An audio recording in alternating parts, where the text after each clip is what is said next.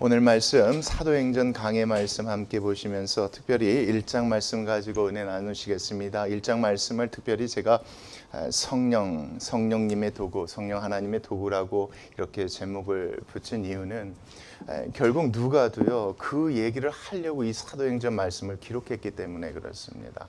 우리가 너무 잘 알고 있죠. 누가복음을 기록했던 누가가 이 사도행전 말씀도 기록했습니다.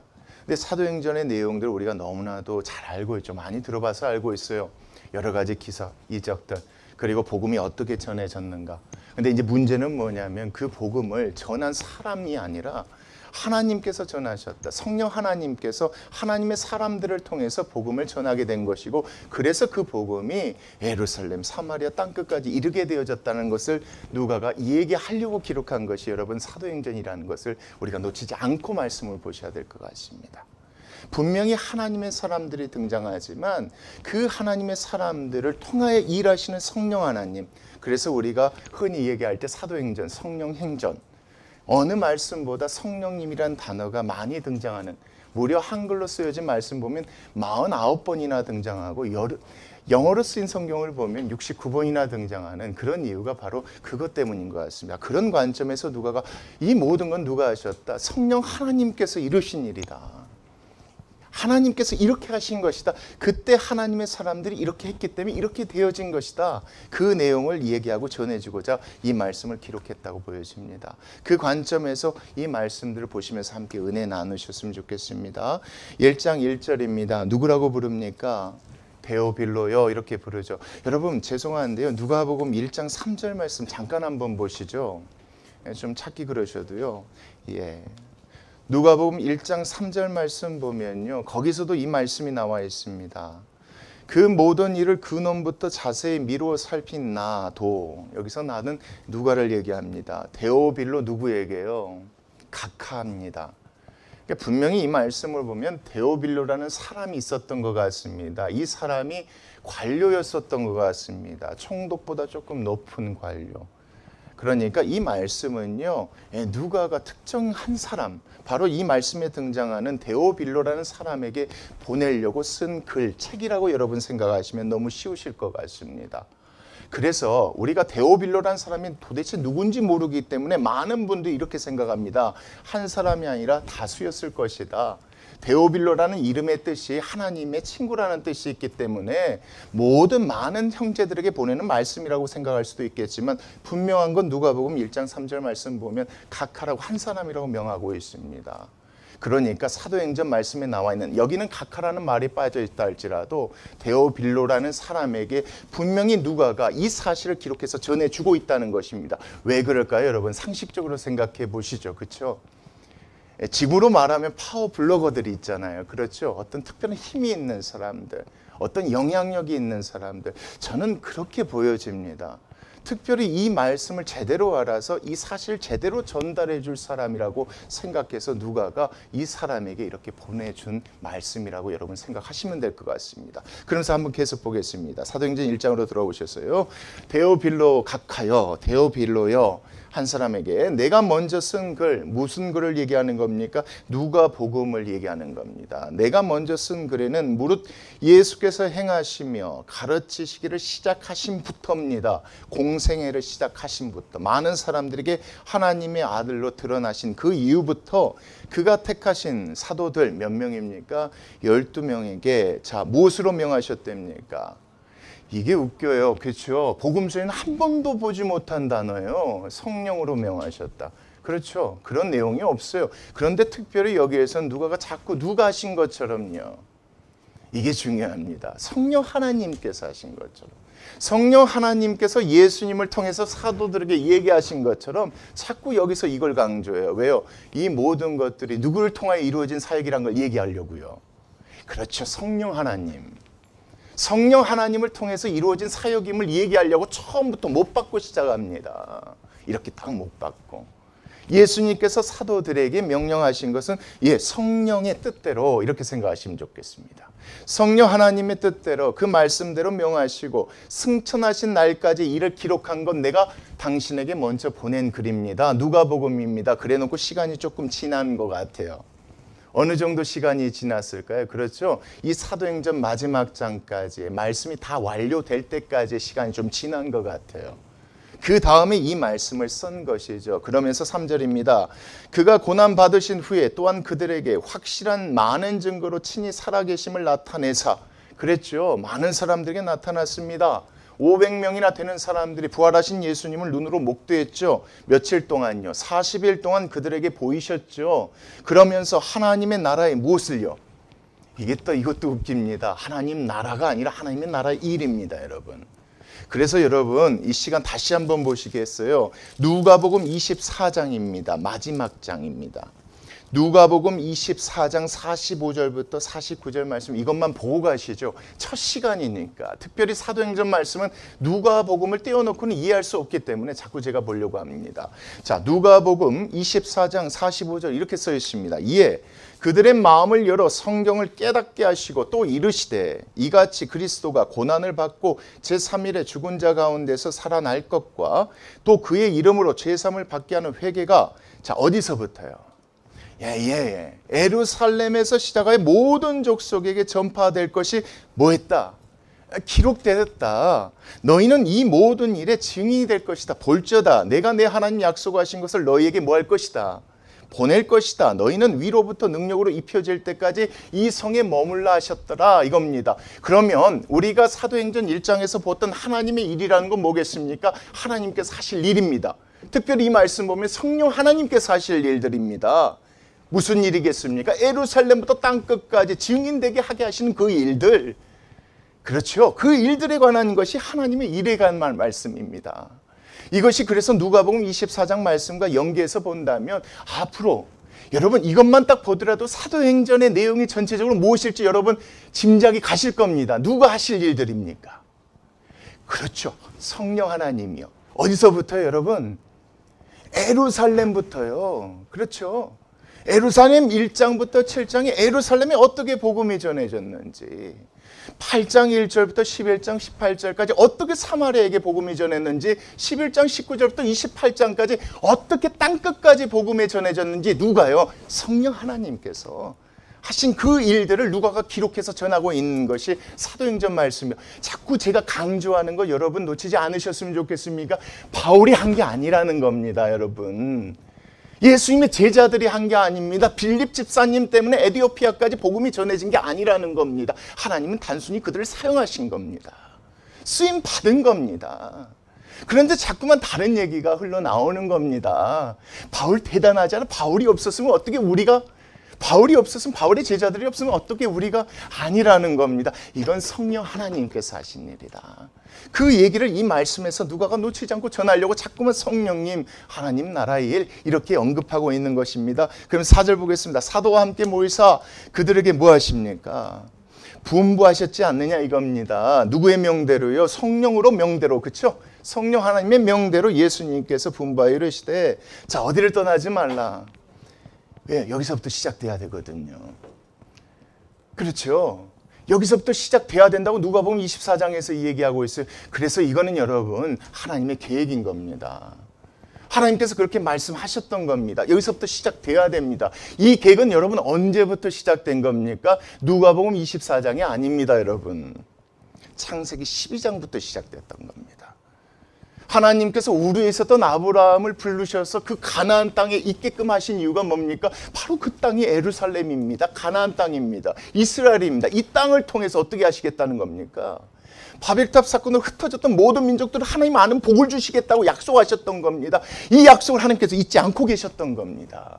이 약속을 이루시려고 하나님께서 이렇게 명령하신 겁니다. 내가 어디서부터 시작해야겠다? 여기서부터 시작해야겠다. 그래서 예루살렘인 겁니다. 하나님이 처음부터 그렇게 계획하셨기 때문에, 하나님 유대인들만 특별히 사랑하시기 때문에 그게 아닌 겁니다. 그래서 여러분 뒤에 말씀도 보시면 아시겠지만, 그렇기 때문에 이 상황에서 하나님께서 이런 일을 또 이렇게 하셨구나, 이런 것들을 놓치지 않고 깨달을 수 있는 겁니다. 어디서부터요? 예루살렘. 그래서 예루살렘을 떠나지 말고 내게서 들은 바 아버지께서 뭐 하신 것이요? 약속하신 것을 기다리라. 예, 누가복음 24장에서 약속하셨잖아요. 너희들이 증인이 되려면 이거 기다려야 돼, 이거예요. 그렇죠? 너희들이 나가서 내가 부활했다는 사실을 정말 증거하려면 이거 기다려야 돼. 그게 하나님께서 약속하신 건 뭡니까? 5절에 나와 있습니다. 요한은 물로 세례를 베풀었거니와 너희는 몇 날이 못되어 성령으로 무엇을 받을 것이다. 그렇죠. 이건 하나님께서 보내주신다는 겁니다. 성령으로 세례를 받을 것이다. 이거 받아야, 성령님이 임하셔야 그 권능으로 뭐 할 수가 있으니까 여러분. 목숨 걸고 증인이 될 수 있는 겁니다. 목숨 걸고 증인이 되려면 이 능력이 필요한 겁니다. 아셔서 하나님께서 보내주시겠다고 약속하신 겁니다. 이 말씀이요, 우리가 성령 세례가 구원이라고 생각하시면 안 됩니다. 오로지 이 말씀은 복음을 전하는데 그 능력을 주시는 분이 누구시라는 겁니까? 성령 하나님이라고 얘기했습니다. 누가복음의 마지막 장에도 그렇게 얘기했고 이 말씀도 그렇게 보셔야 됩니다. 너희들의 능력으로 감당할 수 없는 일이야 이겁니다.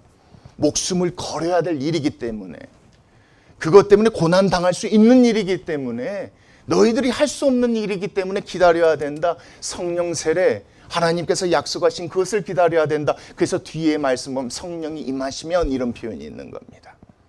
계속해서 보시겠습니다. 6절 같이 한번 볼까요? 시작. 그들이 모였을 때 예수께 여쭈어 이르되 주께서 이스라엘 나라를 회복하심이 있다니까 자꾸만, 그쵸, 제자들은 잘 알지 못해요. 자꾸만 이거에 대해서 궁금한 거예요. 성령님이 임하시면 그러면 우리가 로마로부터 이젠 정말로 자유롭게 되나 보구나. 우리가 독립할 수 있게 되나 보구나. 이렇게 질문하는데 그에 대해서 예수님이 이렇게 대답했다는 겁니다. 이르시되, 자, 그 일이 이루어지긴 저죠. 앞으로 이루어질 것이다. 그러나 때와 시기는 누구께 있답니까? 아버지께서 자기 권한에 두셨으니 너희가 지금 신경 쓸 일이 아니다 이겁니다, 여러분. 이 말씀 저희들이 놓치지 않았으면 좋겠어요. 이런 부분은 우리가 신경 쓸 일이 아닙니다. 언제 주님이 오실지, 이 나라가 앞으로 어떻게 되어질지 아무도 모릅니다. 누구도 모르신다고 하셨습니까? 예수님도 모른다고 하셨는데 자기네 안다는 사람들이 너무 많지 않습니까? 이 말씀 보면 신경 쓸 필요가 없다. 너희들은 뭐만 하면 된다는 겁니까? 보겠습니다. 이르시되 때와 시기는 아버지께 자기의 권한에 두시나 너희가 알 바가 아니요. 8절 같이 읽겠습니다. 시작. 오직 성령이, 이게 성령 세례죠. 하나님이 약속하신 그것이 너희들에게 임하시면입니다. 여러분, 물세례와 성령세례가 따로 있다고 이 말씀을 통해서 보이시면 안 됩니다. 이 말씀에서 누가는요, 그 모든 권능이 성령으로부터 왔다는 얘기를 하려고요, 자꾸만 이것을 따로따로 구분해서 기록하고 있습니다, 여러분. 이 말씀을 오해해버리면 예수 그리스도를 믿고 구원받았지만 따로 성령 세례를 받아야 되는 것처럼 사람들이 오해합니다. 오해하기 때문에 이 장에 나와 있는 방언에 성령 세례 받은 증거로 얘기하는 경우가 많습니다. 근데 그렇지 않습니다. 누가가 얘기하고자 하는 포인트는 이겁니다. 이 모든 권능은 바울이 그렇게 목숨 걸고 제자들이 그렇게 할 수 있었던 건 누구의 능력이었다? 하나님이 주신 권능, 능력 때문에 그렇게 할 수 있었던 것이다. 그렇게 복음이 땅끝까지 전해질 수 있었던 건 하나님이 하신 것이다. 그래서 하나님의 계획대로 예루살렘부터 이렇게 시작되어진 것이다. 이 얘기하려고 하는 건 여러분, 이 말씀 안에서 자꾸만 들었던, 또 알고 있던 생각들과 자꾸만 이렇게 하지 마시고, 이 말씀 안에서 왜 성령 세례, 성령 임하시면 이걸 얘기하는지를 놓치지 않았으면 좋겠습니다. 이 모든 것들이 누구의 능력으로만 가능할 수 있기 때문에 성령 하나님의, 그렇죠, 그렇게 보셔야 됩니다. 성령이 너에게 임하시면, 성령 세례를 받으면, 하나님이 약속하신 것들을 너에게 주시면, 자, 너희가 무엇을 받는답니까? 증인될 수 있는 권능입니다. 이 말씀이 여러분, 다른 권능이 아닙니다. 천국 가는 권능 아니죠. 증인될 수 있는 거, 목숨 걸고. 우리도 뭐 드라마나 영화 보면 증인 보호 프로그램 있지 않습니까? 상대방이 불리한 증인하면 서로 죽이고, 그런, 똑같습니다, 여러분. 예수 그리스도를 증거하면 그것 때문에 잡혀 죽게 되어지니까. 예수님께 불과 얼마 전에 그렇게 하셨잖아요. 그렇게 되셨으니까 이 권능이 필요하다는 겁니다. 이 권능을 주시기 위해서 성령이 너에게 임하실 것이다. 그러면 너희들이 어디서부터 시작하는 겁니까? 온 예루살렘이요, 여기서부터 시작하는 겁니다. 이게 하나님의 계획이었기 때문에 여기서 점차 나가는 거. 어디요? 사마리아요. 그렇죠? 그래서 이 내용이 어디에 기록되어 있다고 여러분 아까 말씀드렸지 않습니까? 8장부터 11장 19절까지 그렇게 기록되어 있는 겁니다. 그리고 이 복음이 거기서 멈추지 않습니다. 어디까지 나가는 겁니까? 땅끝까지 나가는 겁니다. 어디까지요? 로마까지 나가게 되는 것입니다. 그때 당시 사람들의 관점에서 땅끝은 로마니까. 그게 28장까지입니다. 이 복음이 여러분 멈췄습니까? 아니면 지금도 계속 나가고 있습니까? 그 일을 누가 하고 계십니까? 우리 성령 하나님이 하고 계신다는 겁니다. 이걸 놓치지 않으셔야 됩니다. 우리는 그냥 쓰임받는 도구일 뿐입니다. 그걸로만 감사하고 그걸로만 감사하면 되는데 자꾸만 우리가 하려고 하는 겁니다. 그래서 이 말씀 안에서 놓치지 않았으면 좋겠습니다. 이 모든 것 성령 하나님께서 계획하신 대로 어디서부터 여기서부터 이렇게 할 것이다. 그리고요 보겠습니다. 유대와 사마리아 땅 끝까지 이르러 누구 증인이 될 것이다? 예수님의 증인이 되리라. 예수님이 고난받으시고 부활하셨다. 사람들에게 40일 동안 보이시고 승천하셨고 그 이후에 이와 같이 내리실 것이다. 오실 것이라고 얘기하신 것에 대해서 증인들이라고 하시는 겁니다. 그리고 9절부터 보겠습니다. 같이 시작. 이 말씀을 마치시고 그들이 보는데 올려져 가시니 구름이 그를 가리어 보이지 않게 하더라. 올라가실 때 제자들이 자세히 하늘을 쳐다보고 있는데 흰 옷 입은 두 사람이 그들 곁에 서서 이르되 갈릴리 사람들아 어찌하여 서서 하늘을 쳐다보느냐? 너희 가운데서 하늘로 올려지신 이 예수는, 자 중요합니다, 하늘로 가심을 본 그대로 오실 것이니까 이때까지입니다. 여러분 이때까지 뭐하라고 얘기하셨다는 겁니까? 이때까지 증인되라고 얘기하셨다는 겁니다. 여러분 9절부터 11절 말씀 그런 내용인 겁니다. 많은 사람들에게 이렇게 얘기하시고 승천하셨다. 오실 때까지 증인된 삶을 살라고 얘기하셨습니다라고 누가가 이렇게 기록해서 데오필로에게 전하고 있는 말씀인 겁니다. 이 말씀은. 이 모든 것들을 다 이렇게 자세히 기록해서 전하고 있는 내용은 이 모든 것들을 누가 하신 겁니다. 당신이 있는 땅 끝에서 복음이 전해지고 복음을 듣을 수 있었던 것은 누가 하신 겁니다. 성령 하나님께서 하신 겁니다. 성령 하나님께 권능을 주셔서 그 권능을 입은 자들이 나가서 증거를 할 수 있었던 겁니다. 그 얘기를 지금 1절부터 11절까지 하고 있는 겁니다. 그러면서 12절 같이 보겠습니다. 제자들이 감람온이라 하는 산으로부터 예루살렘으로 돌아왔답니다. 자, 이 산은 예루살렘에서 가까워 안식일에 가기 알맞은 길이었답니다. 그들이 누구의 말을 듣고요 들어갔다는 겁니까? 예수님이 그 가르침을 믿고 그 제자들이 들어갔다는 거겠죠. 어디로요? 예루살렘으로요. 뭘로 갔을까요? 여러분 문맥 안에서 보면 하나님이 약속하신 선물 그거 받으려고 들어갔다는 얘기입니다. 그 얘기를 누가가 이렇게 전해주는 겁니다. 자, 들어가 그들이 유하는 어디로 갑니까? 다락방으로 올라갑니다. 다락방으로 올라갔는데 올라간 사람들 이름이 되어 있는데 여러분 다 기억하실 필요는 없고요. 몇 명인가만 기억하십시오. 여기서 중요한 건 몇 명인가입니다. 한번 보겠습니다. 자, 베드로 첫 번째입니다. 요한 두 번째입니다. 야고보 세 번째입니다. 안드레 네 번째입니다. 빌립 다섯 번째입니다. 그렇죠? 도마 여섯 번째, 바돌로메 일곱 번째입니다. 마태 여덟 번째입니다. 알페오의 아들 야고보 아홉 번째입니다. 셀로네 시몬 열 번째입니다. 야고보의 아들 유다가 다 거기 있더라. 몇 명 있는 겁니까, 여러분? 한 명이 빠졌네요. 한 명이 빠졌어요. 그렇죠? 누가 빠졌습니까, 여러분? 가룟 유다가 빠졌습니다. 그렇죠? 제가 여러분한테 질문 드리겠습니다. 왜 예수님께서요 유대인 안에서 유대인 중에서 13명, 11명이 아니라 12명을 택하셨을까요? 이 모든 것은 여러분 창세기 12장부터 약속하신 하나님의 계획과 연관이 되어 있습니다. 하나님께서 세상을 구원하시기 위해 어느 나라를 세우기로 마음먹으셨습니까? 이스라엘인데 이스라엘이 12족속입니다. 그 안에 이방인이 섞여 있지 않습니다. 그래서 예수님께서 마음만 먹으시면 100명도 제자를 거느실 수 있으셨겠지만 특별히 유대인 가운데 12명을 택하셨던 이유는 12명이 뭘 상징하기 때문이 그렇습니까? 바로 그렇죠. 이스라엘의 12족속을 상징하기 때문에 그렇습니다. 그래서 예수님께서 12명을 택하시고 그들을 통해서 하나님의 복음을 가르치는 그 일들을 하시려고 계획을 하셨던 겁니다. 그래서 그런 제자를 부르셨는데 지금 몇 명밖에 없다는 겁니다. 12명이 힘을 합쳐서 같이 증인되어야 되는데 11명밖에 없는 겁니다.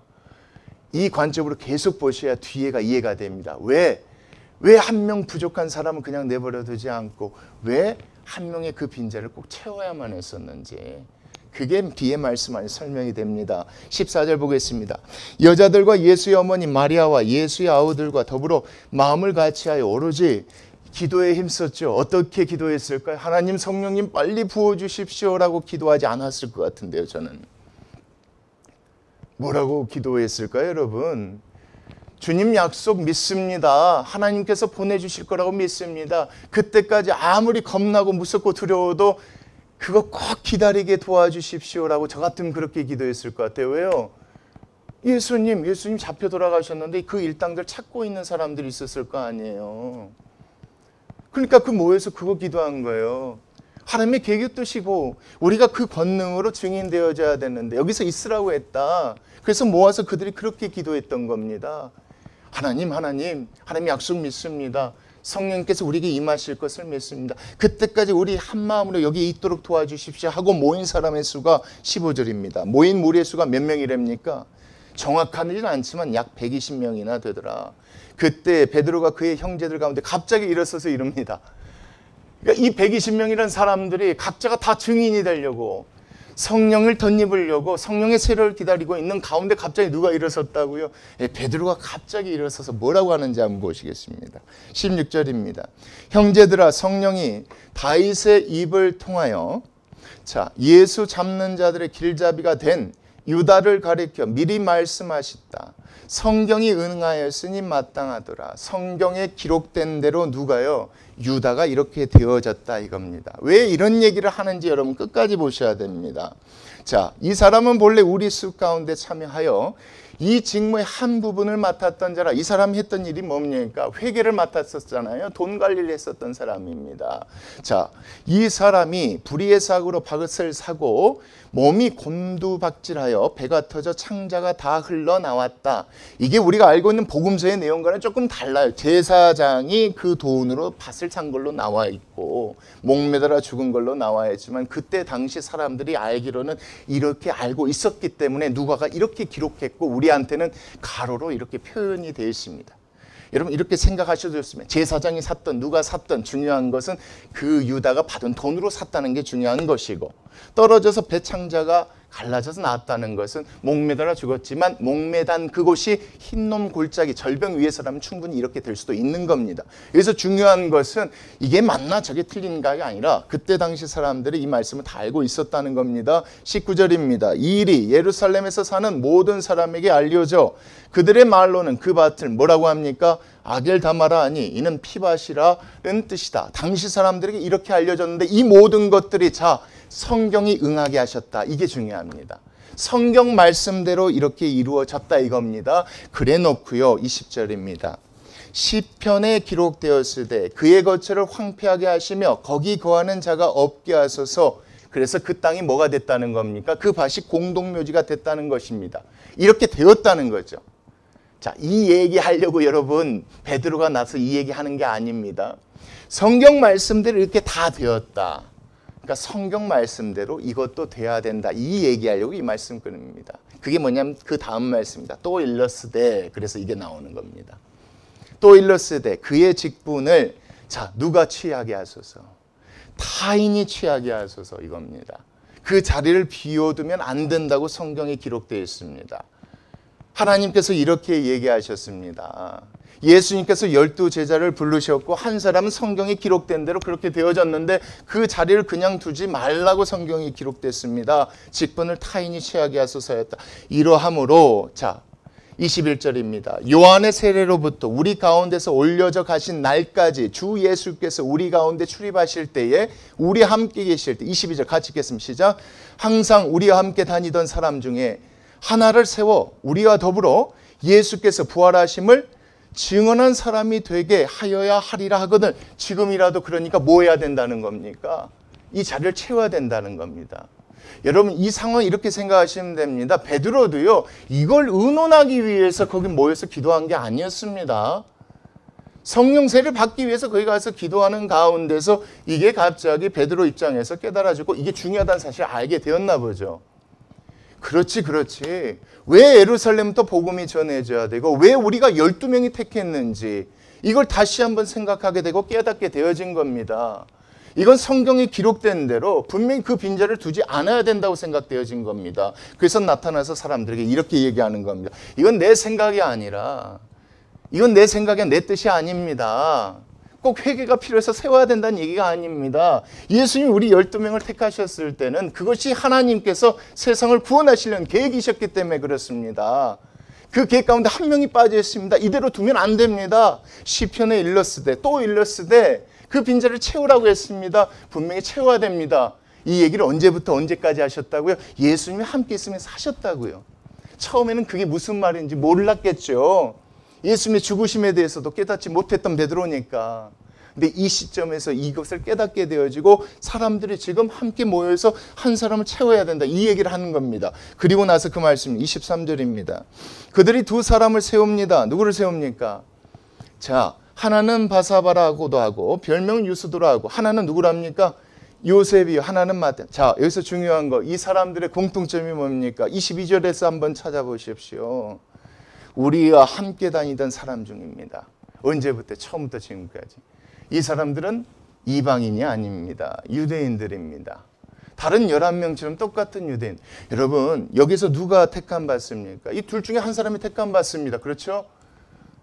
근데 이 중에 한 사람의 계약 기록이 성경에는 없습니다. 일하지 않아서가 아닙니다. 이 사람들의 한 일이 중요하지 않아서가 아닙니다. 중요한 게 뭡니까? 반드시 12명을 채워야 된다는 게 중요했던 겁니다. 그래야 하나님의 계획이 드러나는 것이니까. 11명으로도 충분히 감당할 수 있겠지만 12명이 채워져야, 아, 이스라엘을 통해서 12지파를 통해서 세상을 구원하실 그 계획을 하나님이 이런 식으로 이뤄가시구나가 등장하게 되는 거니까, 한 명 비워서 그냥 내버려 둘 수도 있겠지만 꼭 그러면 안 됐다고 얘기하는 겁니다. 예수님께서도 그래서 항상 가니실 때마다 그렇게 얘기했다는 겁니다. 지금 우리에게 중요한 것은, 성령 세례가 임하기 전에 중요한 건 뭐 해야 된다? 이 12명을 세우는 것이 중요하다. 하나님의 무엇이기 때문에, 여러분? 하나님의 계획이기 때문에 그렇습니다. 이렇게 맞춰드려야 됩니다, 여러분. 이렇게 맞춰드리는 겁니다. 하나님의 계획이 이러시다면 이렇게 맞춰드리는 겁니다.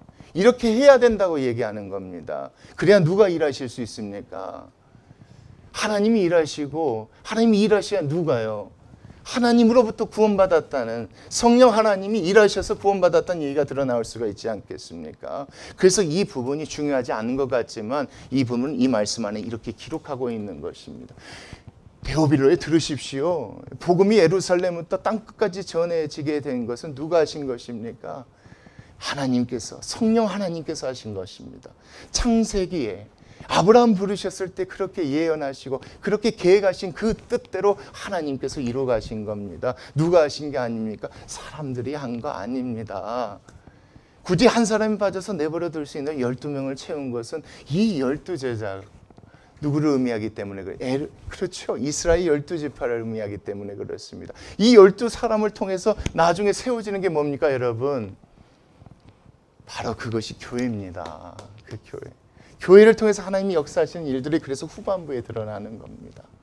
그래서 이 말씀 안에서 별로 중요하지 않은 것 같지만, 이 사람들이 성경 다른 데서 어떤 일을 했는지 기록되지 않았음에도 불구하고 여기에서 이 사람 뽑는 게 중요했던 것은 바로 하나님의 계획이기 때문에 그렇습니다. 그러면서 뽑습니다. 누가 뽑히는지 한번 보겠습니다. 24절, 그들이 기도하여 이르되 무사람의 마음을 아시는 주여, 이 두 사람 중에 누가 주님께 택하신 바 되어 봉사와, 그렇죠, 유다가 했던 그 일들을 대신 해줄 수 있는 사람들이겠죠. 사도의 직무를 대신할 자인지를 보시옵소서. 유다는 이 직무를 버리고 제 곳으로 갔습니다. 자, 제비를 뽑았더니 누가 뽑힙니까? 여러분, 마띠아라는 사람이 뽑힙니다. 여러분, 마띠아가 누군지 아무도 모르시잖아요. 어떤 사람인지 몰라요. 알 필요 없어요. 이 말씀 안에서는 중요한 건 12사람이 채워졌다는 거예요. 이스라엘이 되어졌다는 거예요. 이스라엘 통해서 하나님이 구원하시겠다는 거예요. 이 계획이 이 안에서 완성돼요. 그 다음에 성령이 임하십니다. 성령이 임하시자 그들이 권능을 받고 증인되어지는 내용들이 이제 2장 후부터 계속 나오는 겁니다. 여러분, 이 말씀 제가 제목을 뭘로 정했습니까? 성령 하나님의 도구가 되자는 겁니다. 이 모든 건 누가 이루셨습니까? 하나님이 이루셨습니다. 그러나 우리가 해야 하기 때문에, 우리가 할 수 없는 그 일들을 위해서 성령께서 임하시려고 우리가 권능 주시겠다고 기다리게 하신 겁니다. 그래서 이 말씀 안에서 저희들이 놓쳐야 될 부분이, 놓치지 말아야 될 부분이 그런 겁니다. 누가 하신다는 겁니까? 하나님. 근데 자꾸만 우리가 하려고 하는 겁니다. 자꾸 우리가 하려고 하는 겁니다. 그냥 우리는 있으면 됩니다. 그냥 하나님 시키는 일만 하면 됩니다. 가만히 있으면 하나님이 하시냐라고 얘기하시겠지만 가만히 있다가 시키는 일만 하면 됩니다. 일로 가라면 일로 가면 됩니다. 절로 가라면 절로 가면 됩니다. 그런데 내가 계획해서 내가 준비하는 것 때문에 잘못되는 일들이 어디에 등장합니까, 여러분? 사도행전에 기가 막히게 등장합니다. 처음에 여러분 바울이 전도 여행을 떠나려고 계획하고 준비한 적 없습니다. 13장 보십시오. 같이 모여서 안디옥 교회 리더자들 기도하는 가운데 하나님 따로 세우라니까 따로 세워서 보내라 하니까 간 곳이 1차 세계 전도 여행입니다. 계획이 있었습니까? 없었습니다. 어디로 갈지 무슨 계획 아무것도 없었습니다. 인도하신 대로 갔습니다. 두 번째 세계 전도 여행 여러분 생각하십시오. 그때는 자기가 계획하려다가 그래서 바나와 바울이 싸워서 헤어진 겁니다. 그게 16장, 15장 마지막 부분에 등장하지 않습니까? 이건 누가 하는 겁니까? 성령 하나님이 하신다는 겁니다. 그냥 하나님 말씀하시면 거기에 순종하고 나가면 되는 겁니다. 그렇게 해야 하는 이유를 우리가 놓치지 않았으면 좋겠습니다, 여러분. 근데 만약에 그렇게 하지 않으면요, 다음번에 일하기가 힘듭니다. 무슨 얘기냐면 누구든 하나님 사랑해요. 예수님 사랑해요. 증인하고 증거하고 싶죠. 그렇죠. 해요. 내가 계획하고 준비해서 해요. 근데 잘 안 되잖아요, 여러분. 잘 안 되면 그것 때문에 실망해요. 그것 때문에 어려워요. 계속해도 또 안 되면 실망하면 어려워요. 정작 하나님이 나를 부르실 때요, 그 실망, 어려움, 그 상처 때문에 일하지 못하는 경우가 더 많더라, 이거 여러분. 그걸 잊지 않으셨으면 좋겠습니다. 그냥 하나님이 일하실 수 있도록 다 맡겨드리고, 하나님 기다리라면 기다리고, 성령 주시면 그 권능으로 하셨을 때 하나님 하시는 일들이 드러나고 하나님의 역사와 이런 것들이 증거될 줄 믿습니다. 우리 같이 기도하시겠습니다.